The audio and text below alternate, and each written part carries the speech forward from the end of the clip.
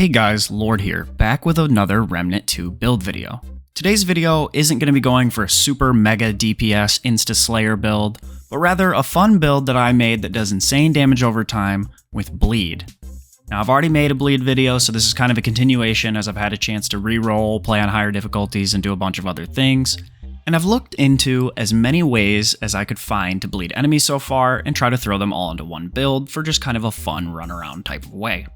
Now this build can do over 280 bleed per second, and while that's not a ton compared to your normal Hugs Gunner build that can push out thousands of DPS, that's a really nice free chunk of damage to add, and if you stop attacking, whether you need to heal or reposition or whatever, the boss is still going to be bleeding profusely in the background.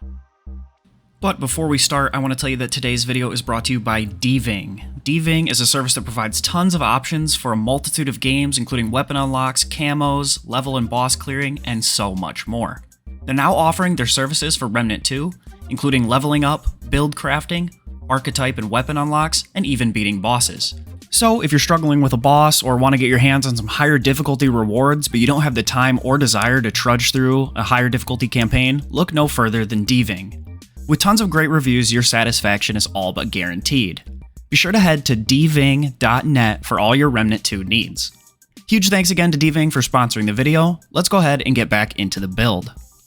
So, starting off with the armor and relic, it really doesn't matter, you can run whatever you're comfortable with. For archetypes, of course, if you want to make the most damage out of it, you'll want to run Hunter Gunslinger, but as you can see, I'm just leveling up a secondary archetype with Engineer. I also did this with Challenger earlier, so it doesn't really matter. Just pick two that you like best or are most comfortable with, and rock with it. Now starting off with the weapon, of course, it's going to be Merciless. The innate bleed plus twisting wounds allows you to proc 2 bleeds just by shooting this weapon. We're also getting a bonus 20% damage on bleeding targets, so that's of course going to be a nice boost. For your melee weapon, you're going to want the Assassin's Dagger, as its charged attacks proc yet another bleed, and it gains plus 25% melee damage on bleeding enemies. And you could pair this with a Vampire Mutator for some extra lifesteal, but mainly I use this just to get more bleed procs and not for actual damage. This will be coupled with the Blood Jewel Ring, which makes charged melee attacks also apply bleeding. This means that a charged melee attack will apply 2 more stacks of bleed. This puts us at 4 stacks of bleed after just landing a charged attack and shooting with Merciless. For your melee weapon, you could also opt for something like the Krill Axe, so that way your charged attack is a throw attack, and you could apply bleed using the Blood Jewel with this throw attack from a safer distance. You'll just have 1 less bleed, but I don't think that that's a huge issue, so if that's something you wanted to do, you could also do that. Now for your sidearm, you'll need to have an open mod slot, so that way you can run Blood Draw. This will also apply bleed to up to 5 enemies within range, bringing us up to 5 total stacks of bleed. Next for this build is going to be the Timekeeper's Jewel, which will double the amount of time that each bleed stack lasts, giving you 100% more bleed uptime and bleed damage. This will also allow you to make more use of your amulet choice. Finally, of course, the last bleed specific item is your amulet.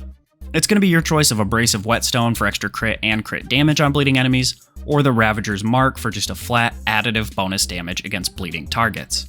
The other 2 rings are going to be up to you, but as per usual, I would recommend Xania's Malice and the Probability Cord. So let's go ahead and look at our numbers for bleed per second. I put them all into this little spreadsheet here so that way you can see each source, the total bleed damage, the time that it bleeds for, and the bleed per second. And do note that this does not include the doubled time frame from the Timekeeper's Jewel, because you also have to double the damage, and it just makes more sense to look at it in this fashion. Now Timekeeper does keep the bleed per second the same. So theoretically, if you had a bleed that did 1,000 damage over 20 seconds, with Timekeepers, this becomes 2,000 damage over 40 seconds. But as you can clearly see here in the spreadsheet, if you manage to proc all 5 sources of bleed from this set, as well as landing a Pipe Bomb, you can do 286 bleed per second. Again, this isn't insane compared to guns, but it is a super fun way to spec into bleed, which is my favorite status.